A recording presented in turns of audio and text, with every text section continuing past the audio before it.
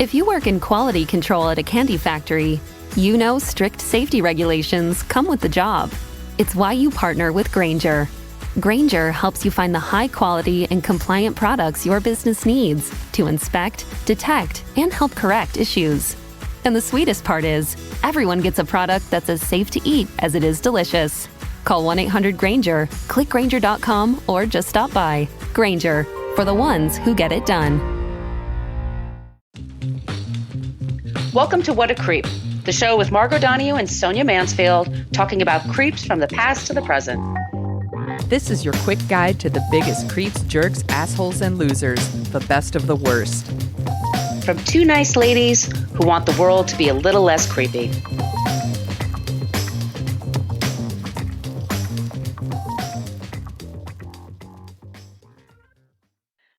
Welcome back to What a Creep. This is Margo Donahue, and my cohort in creepitude, as always, is the amazing Sonia Mansfield. Hey, Sonia. Hello, my friend.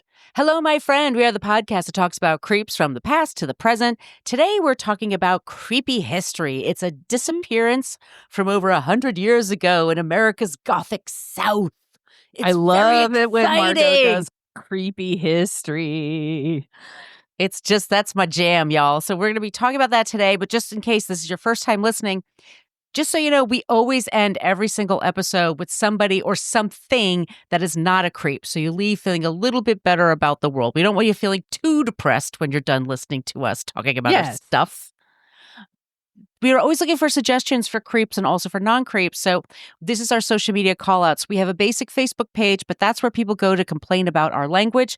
This is your warning that we use salty language in this program because we are goddamn adults. Yeah, shit, fuck, damn. There you go. We are very interactive, most interactive, I would say, in our private Facebook group. So we know Facebook, Meta, all that stuff. We're trying to keep it as great as we can. So you have to ask to join. We do talk about pop culture and things like that, what's going on in the episodes. We talk about movies we're covering on Dorking Out. So you type in What a Creep podcast group and ask to join. And we have a few questions to answer and just basically don't pretend. Promise to not be an asshole. Don't pretend to not be an asshole. And then we've had people do that before, but we'll trust you. If you could just do that, that would be great. We're on Threads, Instagram, and Blue Sky at What a Creep Podcast. And we have an old-timey email, whatacreeppodcast@gmail.com. And if you would like some stickers, and Sonia, hold on. Yes. Guess what? Did the new stickers arrive? They're here. Oh, they're here, great. and they're huge. Yeah, they we look know great. A few of you have been asking about it. They just arrived yesterday. That was from Death by Stickers. So if you'd like some, please email us your address. Don't post and say, hey, I'd like some stickers, and then leave. I can't do anything with that. So if you could email us your address, we will send them in the mail for you. Wherever you are on the planet of Earth, we're sending some out to Victor. He lives in London. He's always in the chats. Yeah. He's always taking care of us. So, but you can, anybody out there, you can. Sonia, do you want to tell them about the website? Yes, go to whatacreeppodcast.com. It's everything you want to know about the podcast, but we're afraid to ask. You should never be afraid to ask. But if you are, you should go there and you'll find what you're looking for, I suspect, because I added a search function. That's right. You can search the website. What? It is 2025, y'all. You can search our website. You can also click each of the blog posts and find our show notes because we source every single thing we do. We're not making this stuff up, and we want to give credit to the people who do the hard work. So thank you to them. What else? Oh, there's a link to our merch shop where you can get t-shirts and tote bags and face masks. Probably get some face masks, y'all. And I can testify that the t-shirts are very, very comfy. I love them. They're the best. They are the best. There's also a link to our Patreon. You want to tell them about that, Margo? Yes, Patreon. We use the money to pay for our sources and just the cost of putting the show together. We thank everybody that supports us there. I want to say thank you to Amy for joining us this past week. Thank you, Amy. And the way we entice you is we put today is the episode 1 for season 29. We're starting season 29. Our first 9 seasons are on the Patreon wall. So if you sign up for Patreon and you pay, you can get access to that. And we also put out 2 bonus episodes a month. Two bonus episodes a month. And in those bonus episodes, Sonia and I, we talk about things that are happening in the news. We shoot the shit, talk about stuff that's happening in pop culture and things like that. And we also video it so you could see what we look like. You can see our pusses. You're welcome. You could see our pusses talking about that stuff. So that's for people who sign up there, paying Patreon. You can sign up for Patreon for free, and occasionally we put stuff there that's links and stuff, like videos and stuff that's, part of the show, just to give you some extra context and shit like that. Okay. Do we have anything else to cover, Sonia? I don't think so. I think you're really excited, aren't you? I'm super excited. I love when you do the creepy history because I don't know jack about creepy history. It's my jam. It is, the jelly to my jam. Let me minimize you, not intellectually or anything. I just mean I need to bring up your page, but see you at the same time. And sometimes I can do that, and sometimes I cannot. Okay. So Bobby Dunbar, we'll talk about, this is a historical crime. This is something that happened in America. It's a missing child case. So I guess I should give that warning out there. There you are. I got you now. Let me bring you up here so my eyes don't go all over the place. All wiggity whack. Okay. Margo and Sonia love us a creepy historical crime. And what is more puzzling than the case of Bobby Dunbar? In 1912, a 4-year-old Bobby Dunbar vanished during a family trip to Swayze Lake, Sonia. Yeah. Swayze Lake. Lots of dancing going on there. Dancing? Yes. This is in Louisiana, the bayou, sparking a massive search. 8 months later, a boy resembling Bobby was found with a handyman, William Walters, who insisted the child was Bruce Anderson, the son of Julie Anderson. Despite her claims, the Dunbars took the boy and raised him as Bobby. We are going to be talking about what happened after that and just what led to these things, because this is a wild episode. Our sources for this are Ranker, Wikipedia, of course, This American Life. I actually was inspired by an episode of This American Life. It's episode 352.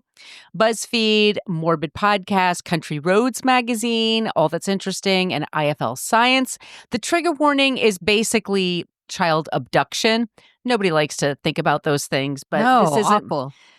This is also a case of, Sonia, did you know how many babies, and I don't know if this is a U.S. statistic or if it's a worldwide, but how many babies are supposedly mismatched with their parents when they're born and they're leaving the hospital and they have to kind of figure shit out? I don't know the number, but I've read multiple stories about things like this, including, I think there was one recently where the parents discovered that their children had been swapped in the hospital and they had raised them till they were 4.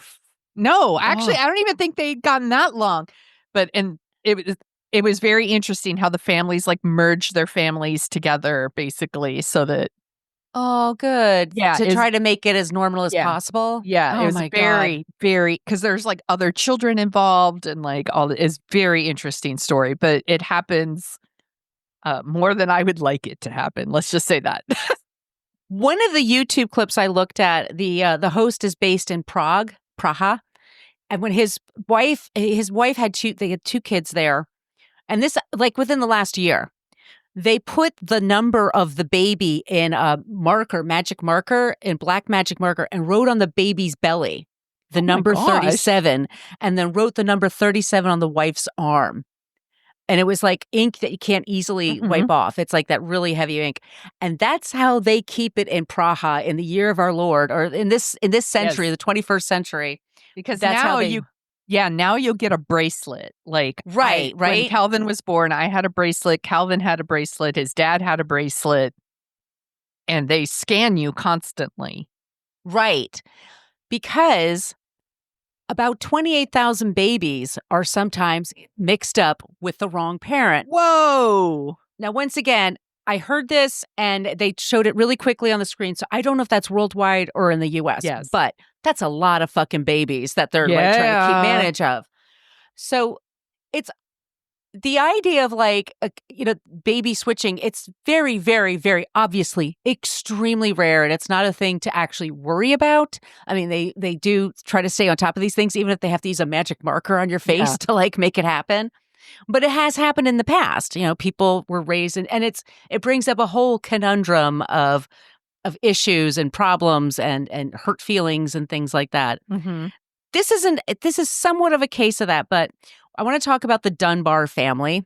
They were based in St. Landry Parish, Louisiana, and they were a very wealthy family. And by wealthy, I mean if you walked around the town, what you saw were a lot of buildings with the name Dunbar on it. They were that fucking rich. Okay. These are people that are doing really well off. And their son, Robert Bobby Clarence Dunbar, was born May 8th in 1908. So it's August 23rd, 1912. Picture it. August 3rd, 23rd, 1912, 112 years ago. And the family wants to take a vacation, and they can't really go very far because the father's kind of a workaholic. So they just go to the bayou, and they're going to go to a swamp, and they're going to do some fishing, and they're going to play in the swamp, and they have like family members, and it's driving cultures just started to take off. And these people were so rich, they had like 2 cars, which is like, this is really like these people. When most people well didn't have a car. A car, or they probably didn't even have like, indoor plumbing or things like that. I mean, this is like, this is broke. They're rich. These people are super rich. Their hometown, it's Opelousas, Louisiana. Swayze Lake is in St. Landry Parish, Louisiana. August 23rd. So they're going with a couple of family members, and there's a bunch of them and some kids, and they're all going fishing and stuff. And the thing to look out for in the bayou are crocodiles. They're real. They are deadly. And they do take people. When someone's missing in the swamp, quite often what happens, sorry to say this, but they will open up alligators to look to see if there's... Yeah, my sister was just there and did a swamp tour. Right. And like took a million pictures of the alligators, crocodiles, whatever it is that they have there. And they are huge. Yes. And they've got cold, dead eyes. They're like sharks. They're like sharks. They don't... Well, they're worse than sharks because they can go on land. Yeah, they'll get you. They'll get you. Like, they're very quick. So you have to be super, super careful. And the Dunbars were, and the thing with Bobby was he had like a fit that day. He was mad because as they get there, and as soon as they get there, the dad's like, I got to go back because I got to work. It turns out later he also was fooling around on his wife, so that probably... Surprise! Which might have been it as well. But anyway, he's saying to his son, hey, son, I love you, but I got to go back to work. Mom and your uncles and your cousins, you were all going to hang out in the swamp. And Bobby had himself a right fit, like got on the ground and no. Yeah. And he took off his straw hat and he grabbed it so hard that it broke the strap for the straw hat. Mm-hmm. But then they were like, oh, come on, we'll get you some ice cream later. And he's like, oh, okay, that's cool. So he starts taking off and he's going off with a family friend. And he and the family friend, who didn't have kids of his own, but all the kids liked him. Okay. And he called Bobby Heavy because Bobby was a stout child. Okay. Not fat, but stout.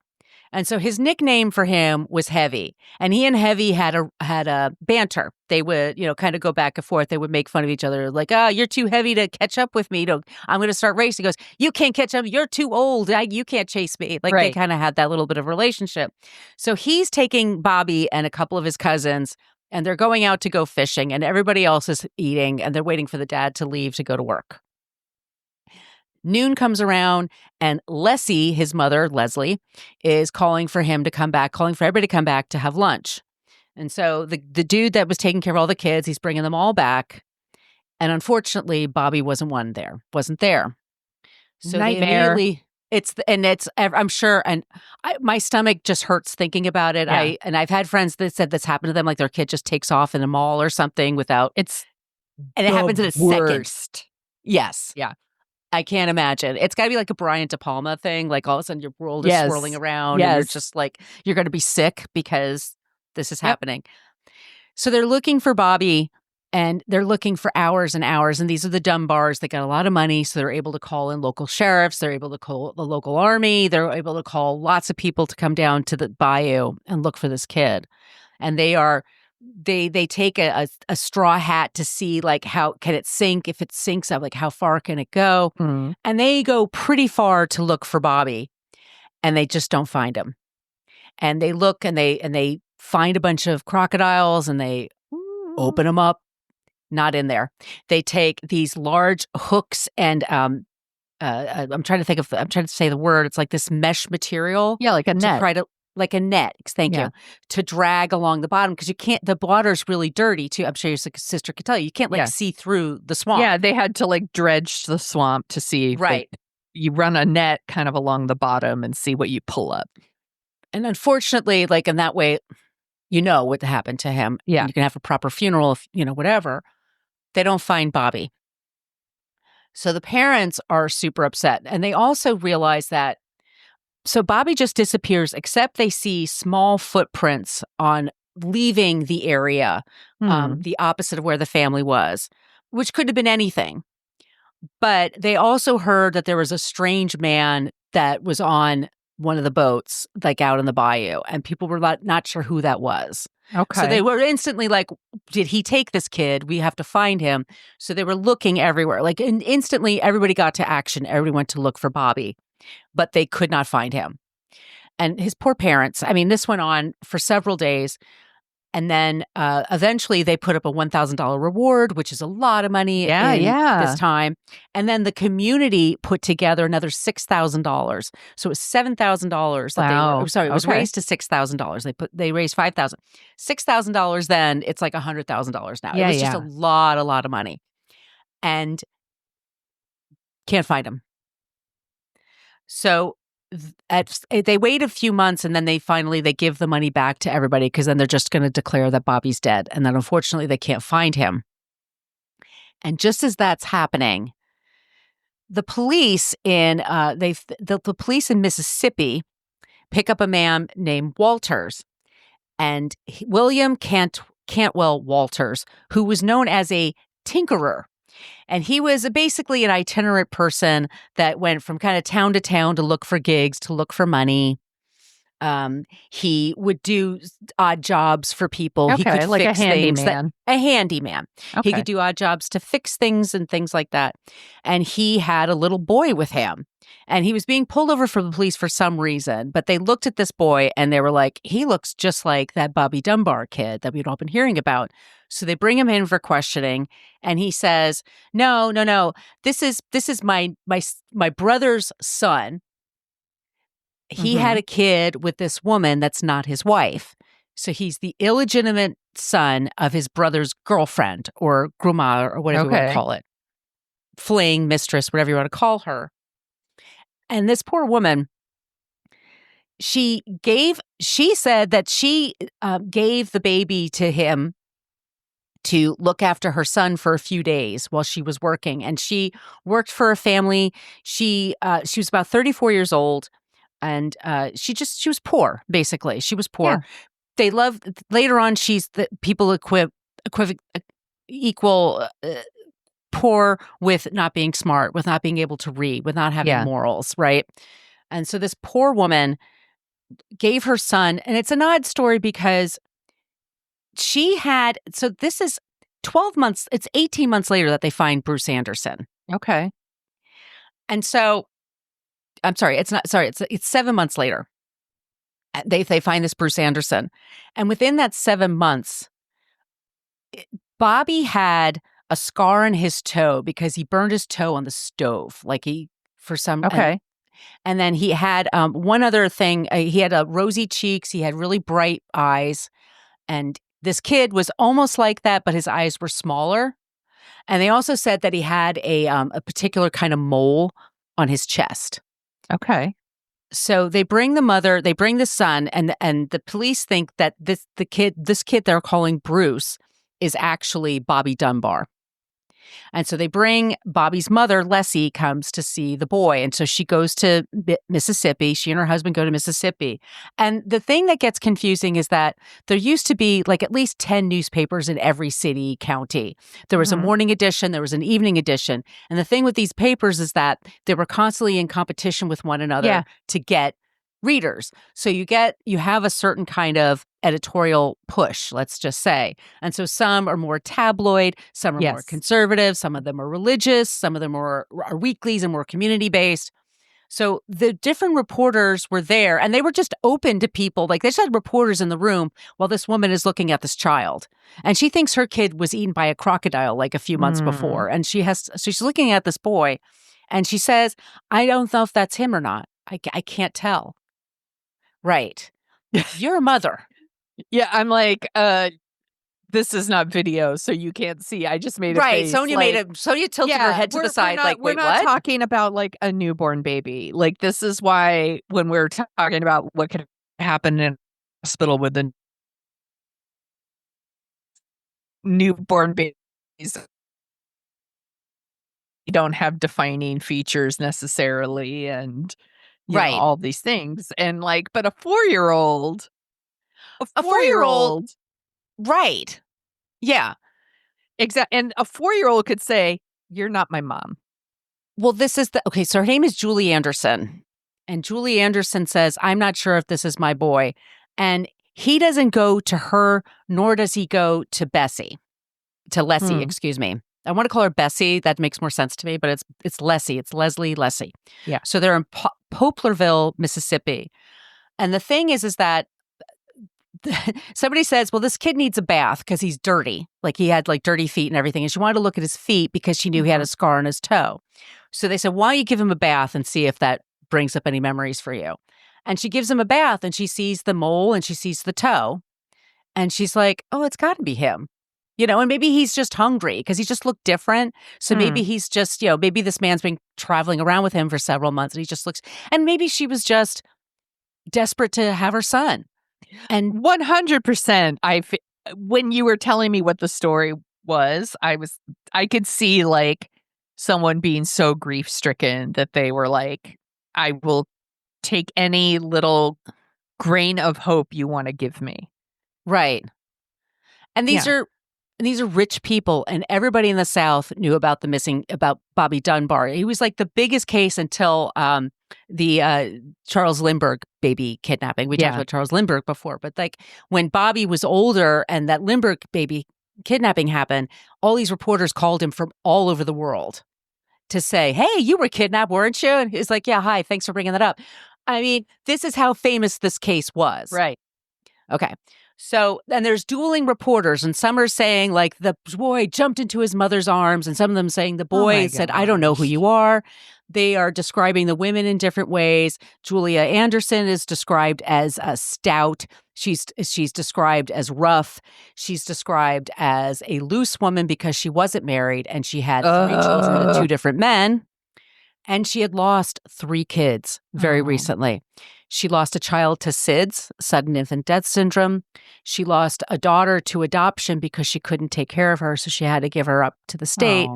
And then she loses her son because she gave him to her lover's brother.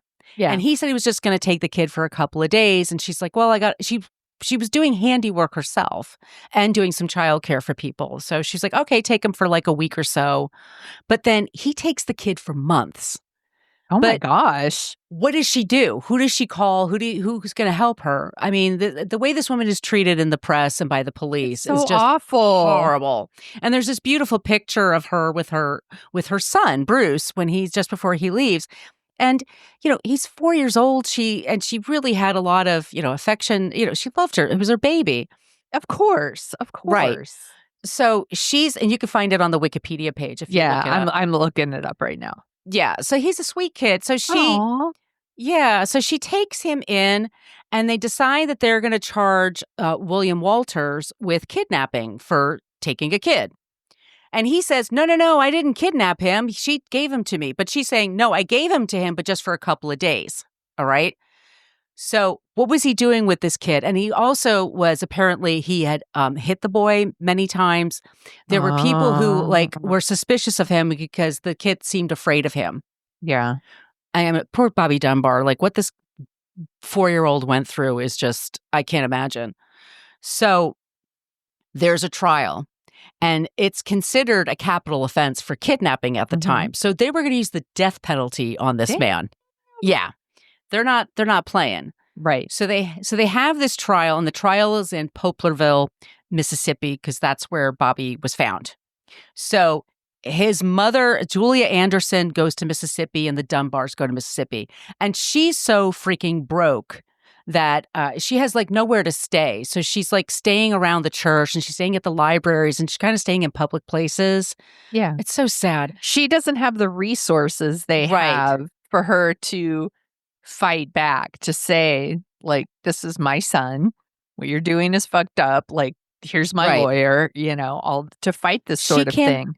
She can't afford a lawyer. Yeah. So this trial is happening and she has no say in what's going on. They have decided that the boy belongs to the Dunbars. Yes. She has no say in all of this. She goes on, when she goes up onto the stand to say like what happened, they cross-examine her and they just try to make her look trashy. Like, didn't you lose 3 kids in 1 year? And what were you even doing with him? Why did you give him away? Yeah. And that's when they put Bobby on the stand and they ask Bobby what happened. He's like 5 at this point. He says that there was Bruce, another Bobby/Bruce. Bobby/Bruce. I know, they're all like B names. Bobby's on the stand, and then that's when Bobby starts to say that. Oh, no, sorry. He says this years later. Sorry. Let me just stick to where we are. Yeah. So anyway, so what happens, and this trial happens, and it's all across the country. I found articles in the New York Times and all over the place. People were asking about the Bobby Dunbar case. And in the end, it is decided William Walters is guilty and that Bobby Dunbar is not Bruce Anderson. And nice knowing you, Julie Anderson, but we don't know what happened to your son, but this is not him. And she has no money.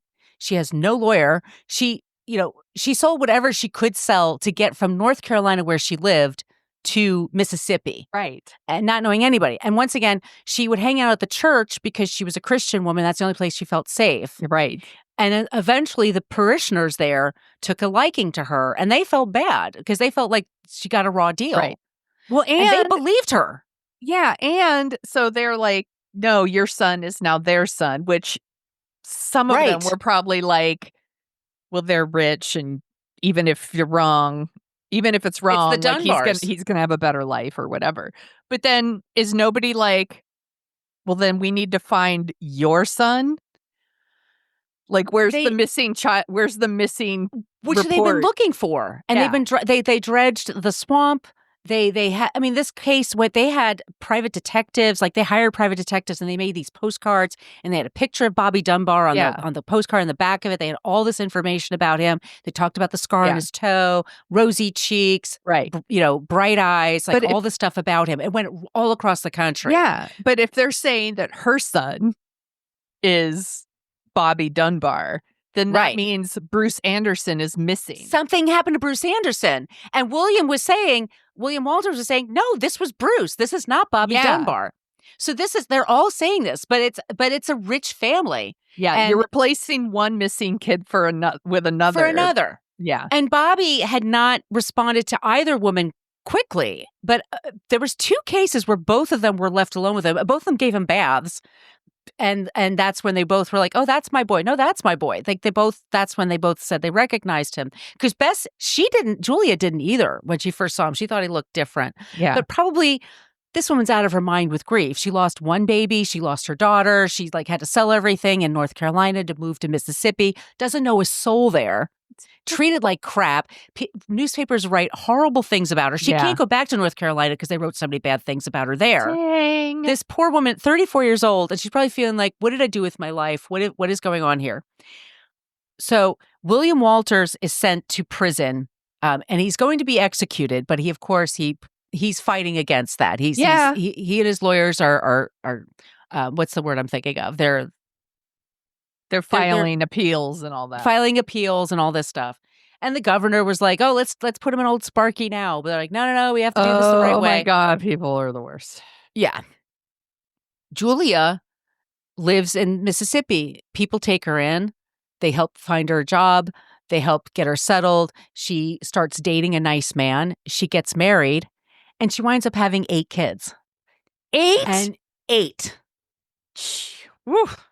Okay. And a very loving home and a very loving community. In the community in Mississippi, as far as they're concerned, in Louisiana, there's a Dunbar family and they steal people's kids. And what happens is the storytelling tradition. Instead of like my family, which is like nobody would ever say anything ever, like this is bad, wrong, never speak about it. Their family was totally different. They kept talking about this all the time because it's an injustice that they were not going to get over. And why should you get over it? It's about a kid that was taken from you, and they just gave him away. I would never get over it. Never. And she never did. Julia never did. She constantly talked about how much she missed her Bruce. She talked and she told those kids, like, if you ever can find a way to find him, please let him know that it's going to kill me, that I didn't give him away, that they took him. I did everything I could to keep you. Awful. And it's so awful. Now, the Dunbars, in the meantime, now they've got this kid in their home and they're probably sure it's Bobby, but maybe it could be Bruce, but everybody calls him Bobby Dunbar. And Bobby says he was treated with absolute love by this family. When he was with William Walters, it was a rough existence. They were living out of the car. Yeah. He hit him sometimes. Not a great guy, drinker, that kind of thing. Yeah. The Dunbars, on the other hand, as soon as he was in their house again, they brought him like, welcome home, son. Here's your brother Alonzo. You remember him? Like, didn't remember him. Yeah. They said, well, we got you a pony and we got you a bike, to make up for lost time. So he's like, well, sweet. This is like, I'm rich now. So he's 5 years old. So he's like, all right, well, I guess this is my home now. And he doesn't want to cause trouble. Because he's already like, I'm sure like this year and a half of his life was like horrifying. I mean, oh my God, it must have been so confusing. In the summer of 1912 and the trial is in the spring of 1914. It must have been completely confusing. I don't know how you make heads or tails of this, how you make sense of this. Everybody in the town knows what happened to you. Everybody in the town like talks about you. Everybody in the town wonders if you're really you or are you really somebody else and you belong to someone else. So weird. It's so weird. fucking weird. It's like such a weird thing. So Julia gets married, has kids. She always talks about the Dunbars. Their marriage starts to spiral. And it turns out that Daddy Dunbar was a cheater, pumpkin eater. He had a lot of affairs. And the wife, the mother, Leslie, left the family. And she left the kids and her husband. Whoa. And they just break up. And she just lives kind of single. And she keeps in touch with them. And the father remarries. And then there's a stepmother. And apparently Bobby was okay. He said he grew up very well loved. He never felt unloved. He never felt unsafe. And it must be confusing too, because these people are so nice to you as well. Like it's got to add to the confusing emotions that you have around everything. And he grows up loved and well taken care for, and to hear that like maybe they're not your real parents and there's these other people out there, it's like it doesn't change the fact that he will still have love for the people that raised him. Like we know these things logically. Like that's And he turns out Bobby's like a really nice guy. So when the Lindbergh kidnapping happens, he was the most famous case of a kidnapping until then. So all these reporters are calling on him, and he does this press conference, and that's when he says, actually, for a while I was with William and I was with William Walters, and there was another kid with us. And we were driving around in the truck, and the kid fell off the truck and hit his head, and he buried him and told me never to say anything. What? Yeah. Right. So then they're like, what the hell happened to William Walters? They're like, well, he died because he was on death row, right? Aha. No, but the appeal came through, and in 2 years, he was out of jail, out of prison. And the trial was so expensive that it almost bankrupted the town. Oh my God. They couldn't afford a new trial.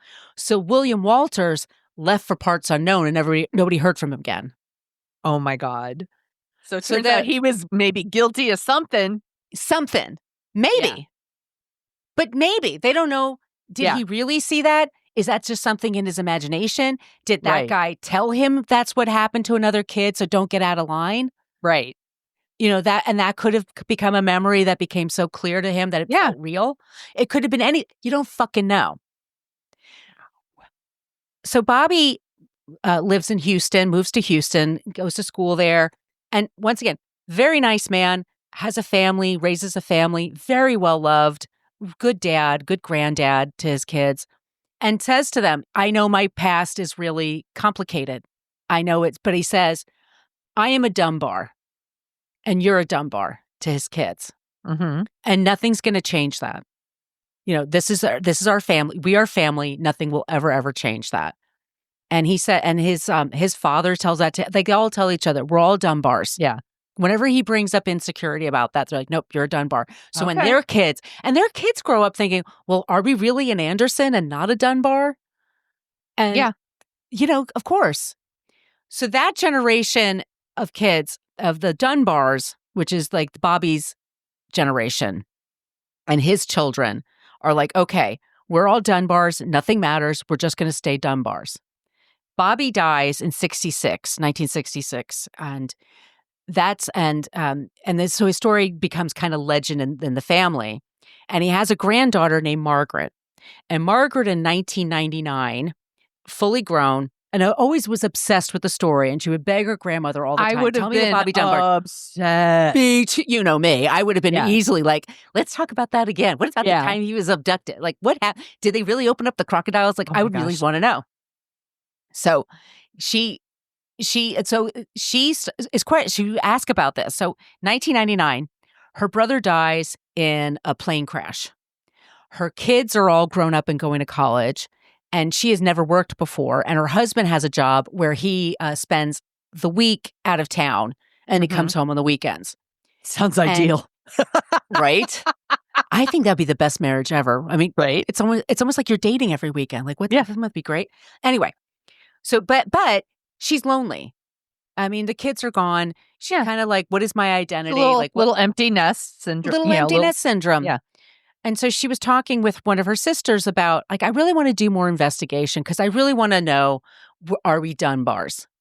I really just want that to be right. Yeah. And most of the family doesn't want to go there at this point. But the younger kids are like more around her age. They're like, yeah. So her sister gives her a subscription so she can go to the Library of Congress and look up records.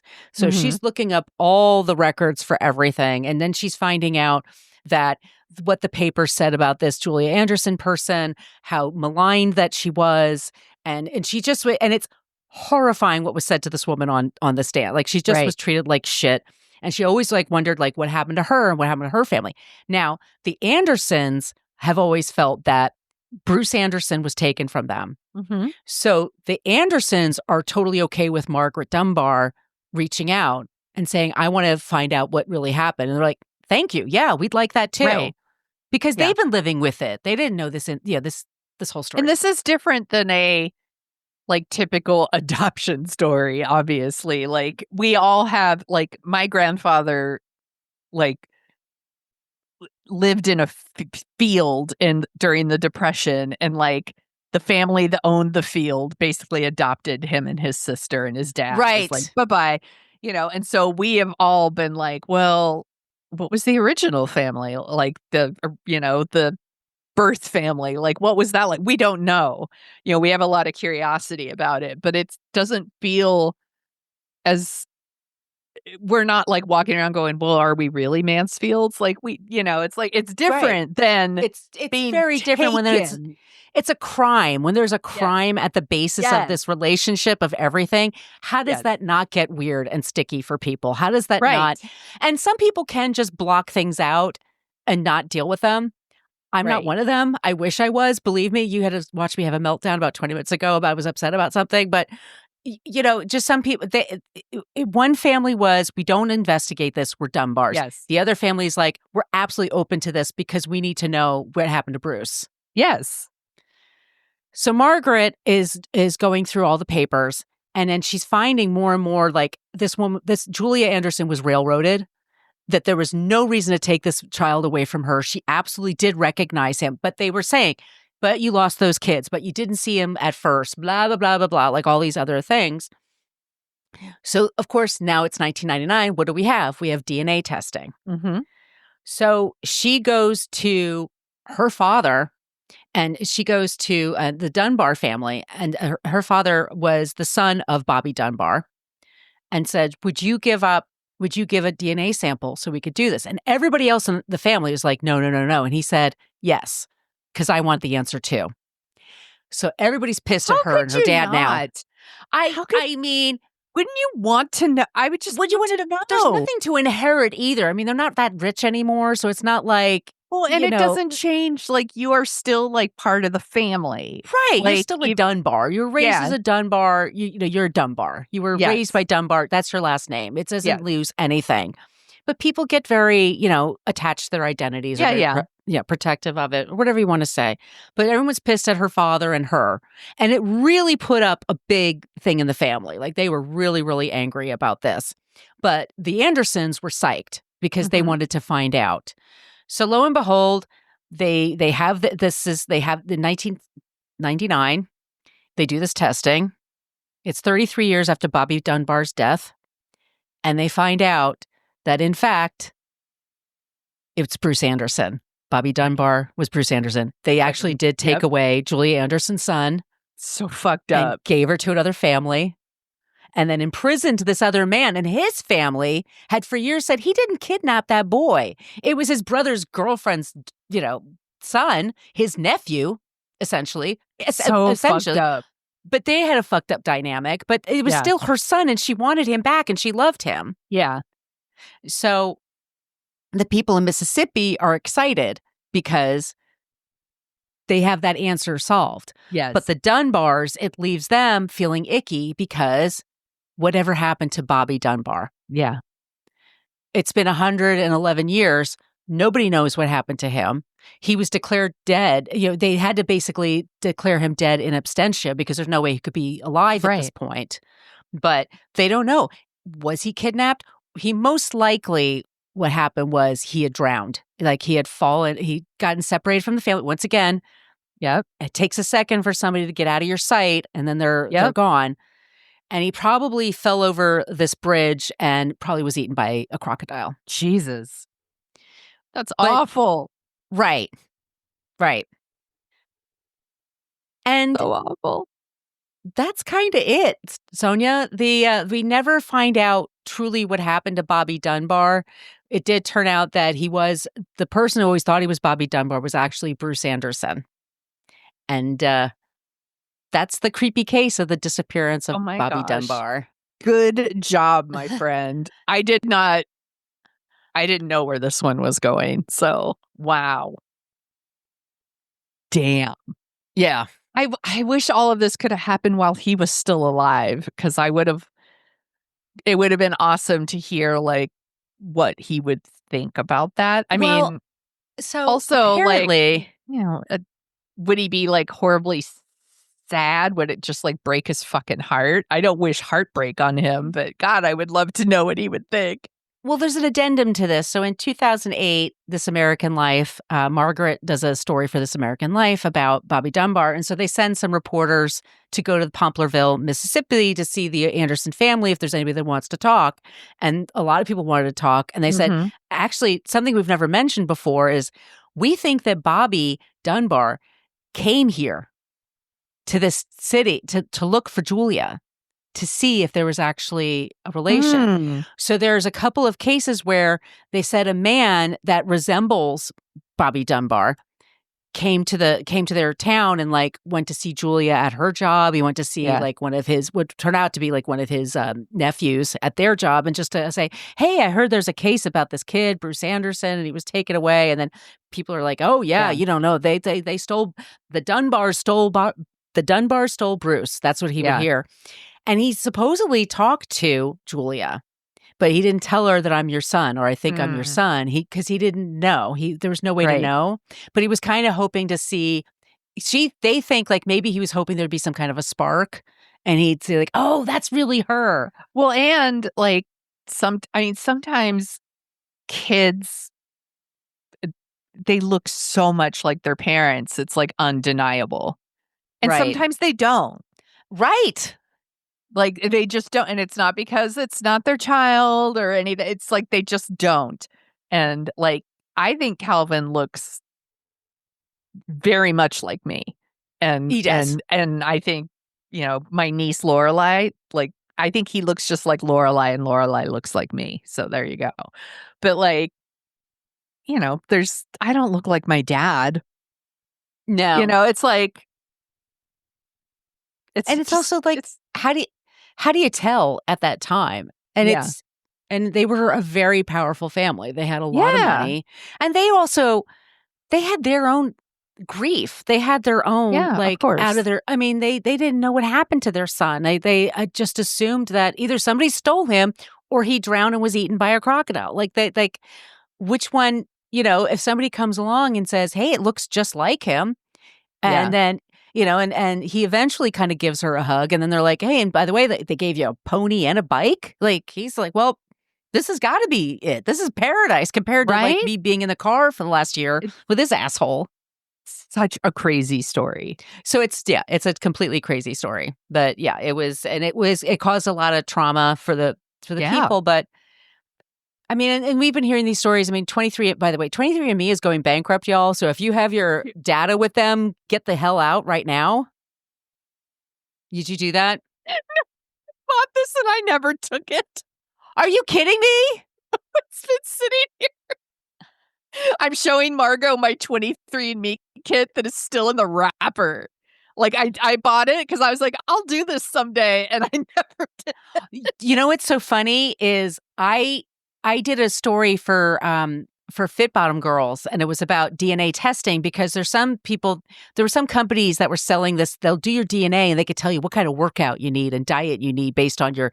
So I signed up for like 4 or 5 of them. So my DNA is in probably a lot of different places that I don't know about. I mean, I was like, I don't know who I sent it to. I don't know. It was like 2008, 2009. Like, I don't know. It was like the Wild West, y'all. I have relatives that have done those things, and we were able to catch the Golden State Killer because of these tests. I mean, I think, but you do hear stories about people who found out that they were the product of an affair or, whatever. Yes. Or they were adopted and didn't know they were adopted or all kinds of things like happen like that. So many crazy stories out there about that. But when I read that they were going out of business, I was like, well, I guess it's too late to finally. Honestly, it's probably expired or something. It's been sitting here I keep forgetting about it. And now I'm like, oh. It was exciting to do it. It was, you give a little bit of your saliva and then they came. And of course, it's like I'm 99% Irish. I mean, who didn't know that? But yeah, but it was still interesting. I mean, I still found it fascinating. I still would, when I would go on Ancestry, sometimes they're like, oh, we found a relative of yours. It's blah, blah, blah. Yeah. I have aunts who are like super into this stuff and they are all about the tracing of the genetics and all of that stuff. So I thought about doing it, but then didn't. So, oh well, what's done is done. But yeah, they didn't have that back then for Bobby Dunbar. They would be like, DNA test. His blood's red. Her blood's red. It's a match. Doesn't it look like your mama? She loves you, man. Like, okay, I don't care. I'm 5, whatever. Like, I'll go wherever you want me to go. But he always wondered himself. That's my whole point. Is like, he always kind of wondered himself. So he went to the town and he was scared because supposedly he was like, what if everybody can recognize me right off the bat? And I'm like, well, you're in your 50s now. I don't think everyone's going to be immediately like, are you Bruce? Bruce Anderson, get over here. You never know. You never know. But I feel very bad for Leslie because she never really got to know what happened to her son. But I feel happy for the Andersons because they finally got an answer. Yeah. And got a little bit of justice, if there's any kind of justice in that. Well, at least the truth. The truth came out and they say the truth will set you free. That's what they say. That's what they say. Oh. Well, instead of doing a full-on, like, not a creep, I thought maybe I would do a little something I'm calling, how about some good news? Yes, Sonia, please. We need this today. Okay, so here's some good news. All right, it'll start sounding like bad news, but it'll get into good news. Okay, so everyone here in America knows that Target's like, oh, we're not going to do DEI anymore, so we're not going to do it. And then everybody went on like, we're not shopping at Target, including myself, who loves Target. Yeah. Their sales have gone down 3%. Poor babies. That's the good news. Fuck around and find out. Yep. Fuck around and find out, Target. Also, Costco's sales have gone up and they're doing the right thing. So we like that. I like that the Vances went to go visit Greenland and Greenland has told them to fuck off. Why are we taking over sovereign nations? Don't we need to fix problems here? Why No. are we adopting another? And it's just for their resources. Yeah. But a fucking It's because Putin is probably telling Trump that we need to take Greenland for some reason. Yeah. That's probably why. But I love it that the whole thing was originally J.D. Vance's wife was going to go. Usha. And then she was going to go to this like famous dog sledding race and all that stuff. And at first they were that's like, what we care like with vice presidents' wives do, by the way. Joe Biden didn't do that shit. No. And at first they were like, okay. And then they, as the rhetoric starts to spin up, Greenland was like, no, you're not invited. Right. The team actually went door to door in neighborhoods trying to find people who live in Greenland that would meet with the Vances, and everyone said no. Everyone said no. Nobody wants to talk to them. Everybody hates them. It's amazing. The only thing they got to do was go to like some like military base that's in the middle of nowhere, and they're doing like awkward photo shoots and like their photo ops or whatever. Greenland is like, you can fuck all the way off. It's so good. On the same note, Canada has been taking out billboards around the country, letting people know that like tariffs are actually taxes on them. Like, I'm all here for other countries treating us like the assholes that we are. We deserve it. We deserve it. We deserve it. I'm very curious to see how tourism will be this summer. I don't think it's going to be great. I know Canada's not visiting the U.S. I heard from a lot of people. They're like, nope. No, well, I work for a company where we usually fly people in from all over the world to come here for like company offsites. No. They're saying we're not putting any of these people at risk. Yeah. Like we're going to have to go to them. And I was like, I'm going to pack an extra big suitcase. I don't know if I'm coming back. Like, right. So I think that's some good news. Yeah. The Supreme Court upheld Biden-era rules regulating ghost guns. That's a win. We'll take it. What's a ghost gun? It is like one of those, like, they can 3D make, model? Like, yes. They upheld hit some. my head. Yeah, and it 7-2. So it was like a majority. I mean, the two that didn't vote for it are the two you think. It's Alioto and Thomas. They fucking suck. So whatever, fuck them. This will sound like bad news at first, but trust me, it's going to be good news. Okay. There was a bunch of lions in the Ukraine that were very traumatized by all the fighting that was going on, and they relocated them to a big cat sanctuary southeast of London. The lions are like Rory is the main lion, the male lion with the mane and all that stuff. And then there's Amani, Lyra, Vanda, and Yuna. They have all been relocated and they're super happy. Aww. The lions are okay, everybody. There was a special election this week in the United States in Pennsylvania for a state Senate seat. It went to a Democrat in a district that was won by Trump by 15 points. These are like very good things, y'all. Very good things. And there's another special election happening next week in Florida that has now got them all very freaked out because it was a district that Trump won by like also 15 points. And now it's like a really, really, really close race where it normally wouldn't be. So like running on fuck you, we don't want kings, Elon Musk can kick rocks is working. People like that. Also, AOC and Bernie Sanders are on like some tour. sort of, yeah, they're on like a tour basically. I have thoughts and feelings about Bernie Sanders, but I really, really like AOC, and I like that they are drawing huge crowds. I know people in Colorado who went, and they were like, they've never seen anything like that in their lives, like the number of people that showed up. Yes. And Tim Walz is also doing like big tours, and lots of people are showing up. And I really, really like that they're doing that. I also wanted to say for all the people that celebrate, baseball is back. Woo! Baseball is back, baby. So happy opening day to all those who celebrate. And then the most important good news. It's Margo's birthday weekend, y'all. Oh, Margo's birthday weekend. It's Margo's birthday week. Happy birthday, Margo. Everybody fill the Facebook group with happy birthday things for Margo. She deserves all the good things for her birthday. Oh, thank you. I mean, there's Mercury in retrograde. There's all kinds of things astrologically that are happening that are wiggity whack. And it's like, of course it happens on March 29th. Why would it do it any other day? But I'll make the best of it. Of course you will. And I hope you have the most amazing birthday. Oh, thank you. So that's our good news. Well, that's all good news. So isn't it wild that we still have elections going on? Like I was very surprised to hear that.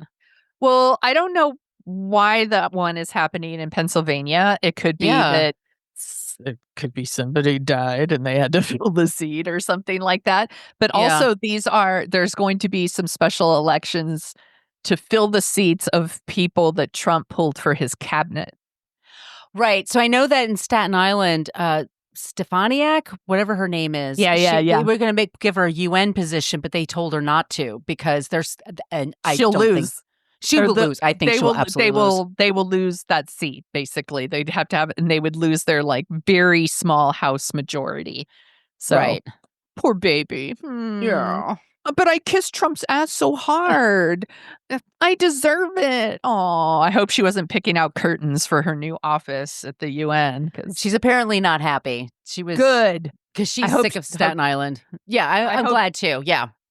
Cry more. Cry more, asshole. Cry more. I love your tears. Yum, yum, yum, yum, yum. Eat them up. Well, if you like the sound of our voices, and by golly, why wouldn't you at this point? We also co-host a show called Dorking Out, where we dork out about movies. Now, we haven't picked our movie yet. Maybe we'll give you guys, we'll announce it in the Facebook group. Yeah. We normally record it on Saturdays and it drops on Sundays, but because it's a birthday weekend and all the plans are all over the place, we're going to record it on Monday. So we'll probably release it on Monday or something. Yeah, I'll drop it. So we're going to decide something. Yeah, we'll pick it over the weekend and post it in the Facebook group and put it on our social channels to let people know what we're going to do. But it's Margo's birthday pick. So I'm sure the pressure's on. I'm sure it'll be amazing. It'll be fun. And but we're always looking for suggestions for creeps and also for non-creeps. So please reach out to us at all those places at the top of the show. Join our Patreon if you're interested in our first 9 seasons are on there. If you want to get bonus content from us, sign up for free. We also put some free shit on there as well sometimes. Yeah. Get a t-shirt, email us, ask for some stickers. Go for it. Yeah. Don't be shy. Leave us a review. Please Helps leave us a find review. our people. Please tell your friends about the show. Please use social media to promote the show. If you like an episode, that would be amazing. We totally appreciate that. But Sonia, where can they find you?